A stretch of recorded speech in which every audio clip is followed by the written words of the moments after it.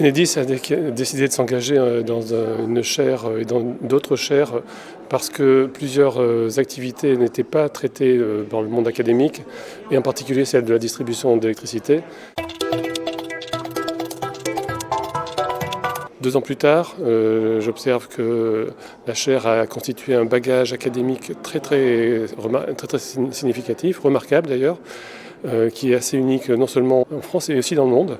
Je dois avouer que j'ai été impressionné par la lecture des travaux qui nous ont soumis récemment.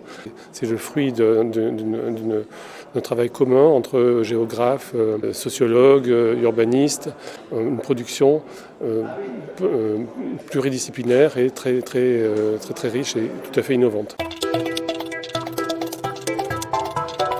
Souvent, les sociologues raisonnent d'une façon un peu générale et non nécessairement quantitative. Et c'est pour ça que je suis ravi de pouvoir compléter leur travail par le regard et les méthodes de travail des économistes et des ingénieurs qui vont pouvoir quantifier et donner du crédit à ces approches.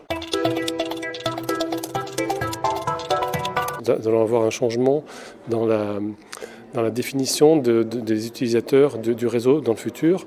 En particulier, la transition énergétique va changer fortement le profil des consommateurs.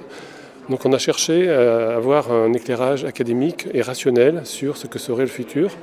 Et donc on a engagé des recherches et on a porté notre choix sur la chaire Reset que nous avons décidé d'accompagner, de financer.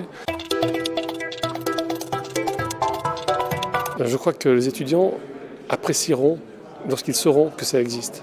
Des réponses existent, des cadres académiques existent et qu'ils sont accueillis et qu'en plus ce sont des métiers qui attireront et qui vont générer de l'emploi derrière.